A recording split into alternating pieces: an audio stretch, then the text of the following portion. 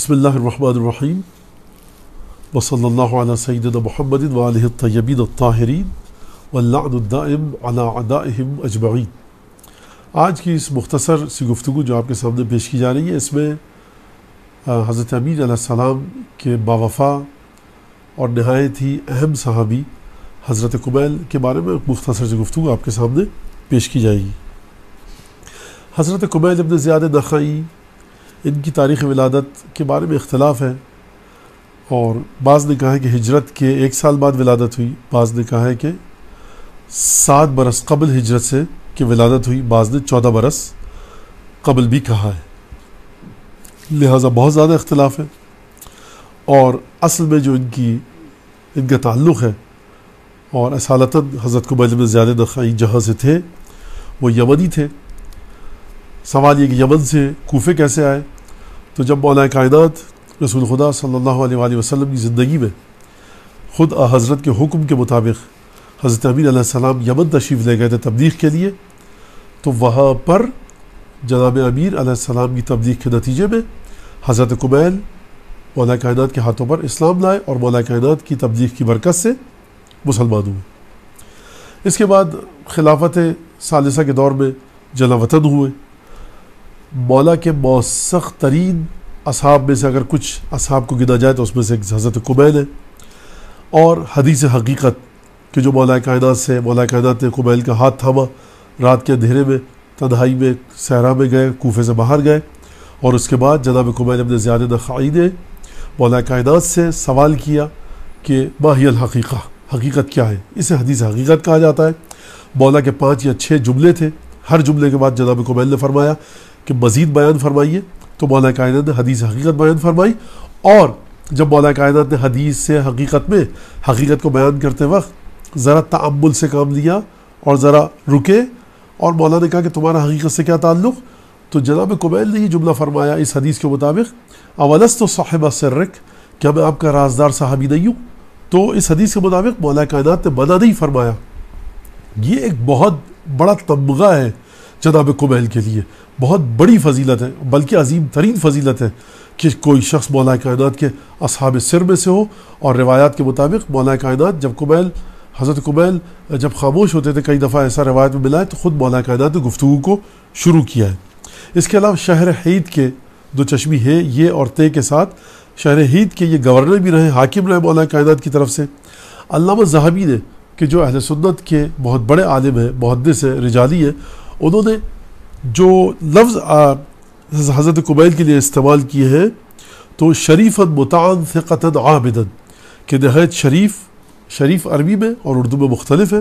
شریف یعنی ایک بہت بلند مقام رکھتے تھے معاشرے میں، مطاعن اگر کوئی بات کہتے تھے تو مانی جاتی تھی، وہ ان کے مقام اور تقوی اور عبادت کی وجہ سے تھی۔ ثقتاً ہمیشہ سچ بولتے ہیں، قابل بھروسہ ہیں، عابداً عبادت گزار تھے۔ یہ راویان حدیث میں سے بھی ہے، اور ان سے حدیث بھی روایت کی گئی ہے۔ لہٰذا ہو سکتا ہے کبھی کوئی شخص راوی حدیث ہو، کسی سے حدیث نقل کرے، لیکن معاشرے میں اس کی اتنی حیثیت اور ویلیو نہ ہو کہ کوئی اس سے آ کر بات کو نقل کر آگے بڑھائے۔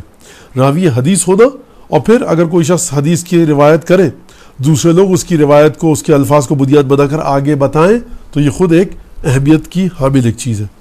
اور اب اگلا سوال یہ آتا ہے کہ جب یہ 79 یا 90 سال کی عمر میں شہید ہوئے تو واقعہ کربلا کے وقت یہ زندہ تھے، تو سید الشہداء کی نصرت کیوں نہیں کی؟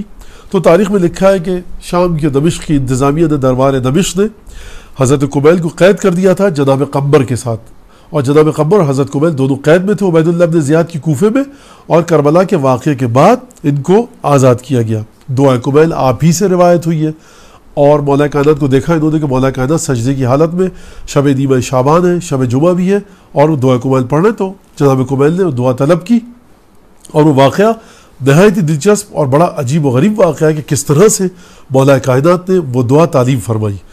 اس دعا کا تعلیم فرمانا بھی ایک اہمیت کا بیانگر ہے کہ کتنی اہمیت ہے حضرت کمیل کی مولا کائنات کی نگاہوں میں۔ جب حجاج بن یوسف کوفے کا گورنر بنا تو حجاج بن یوسف کو پتہ چلا، وہ جانتا تھا کہ کمیل بن زیاد نخعی مولا کائنات کے سچے صحابیوں میں سے، کہا کمیل کو ڈھونڈ کر لاؤ تاکہ اسے بھی قتل کیا جائے۔ سادات، بنی ہاشم، بنی فاطمہ، سادات علوی، ائمہ کی اولادوں کو بہت زیادہ قتل کروایا حجاج بن یوسف نے، حتیٰ آئمہ کے اصحاب کو بھی قتل کروایا. بہرحال حضرت قمیل کو قبیلے والوں نے چھپا لیا, قبیلے والوں نے حوالے نہیں کیا حجاج بن یوسف کے جناب قمیل کو. تو جس کے بعد بیت المال سے وظیفہ بند کر دیا گیا جناب قمیل کے قبیلے والوں کا, جس پر جناب قمیل نے کہا میری عمر کے کچھ ایام رہ گئے تو یہ اچھا نہیں کہ میری وجہ سے میرے قبیلے والوں کا نان نفقہ بند ہو جائے اور ان کا وظیفہ بند ہو جائے, جس کی وجہ سے قبیلے والے مشکل میں آ گئے تھے. لہٰذا خود گئے اور اپنے آپ کو پیش کیا. جب پیش کیا تو گفتگو ہوئی اور اس کے بعد حجاج بن یوسف کو بتایا جناب قمیل نے کہ میرا مولا مجھے بتا چکا ہے کہ تم میرے قاتل ہو. اور جو جملہ فرمایا, ارشاد فرمایا جناب قمیل نے, وہ شجاعت اور بہادری کا بیان کرے. حجاج بڑے غصے میں تھا تو جناب قمیل نے کہا لا تصرف علی انیابک, زیادہ اپنے دانت میرے سامنے غصے سے مت نکالو, ولا تبرق ولا ترعد, گرج اور چمک اپنی میرے سامنے بند کرو. کیونکہ حجاج بن یوسف بڑے غصے میں آیا ہوا تھا, چیخ رہا تھا, گستاخی کر رہا تھا.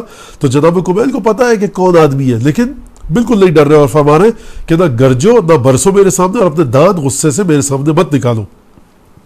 فواللہ ما بقی من عمری الا مثل هذا الغبار, خدا کی قسم میری عمر میں سے سوائے ایک ہلکے سے غبار کے کچھ نہیں بچا ہے. یعنی اصل جو عمر میری گزر چکی ہے بہت تھوڑی سی عمر کچھ لمحوں کی باقی ہے. فخذ ما انت قاض, جو کرنا ہے کر ڈالو. فإن الموعد اللہ, مقام ملاقات اللہ کی بارگاہ ہے. وبعد القتل الحساب, میرے قتل کے بعد تمہارا بھی حساب ہوگا میرا بھی حساب ہوگا. وَلَقَدْ أَخْبَرَنِي أَمِيرُ الْمُؤْمِنِينَ علیہ السلام أَنَّكَ قَاتِلِي, میرے مولا جناب امیر المؤمنین علیہ السلام نے مجھے بتایا کہ تو مجھے قتل کرے گا. تو حجاج نے حکم دیا, جلاد نے گردن کاٹی اور یوں حجاج بن یوسف کے دربار میں جناب قمیل شہید ہوئے. آپ کا روضہ اور آپ کی قبر مرقد منورہ کوفے میں مولا کائنات کے بیت الشرف کے پاس ہے, جہاں پر مومنین زیارت کے لیے جاتے ہیں. وآخر دعوانا ان الحمد للہ رب العالمین.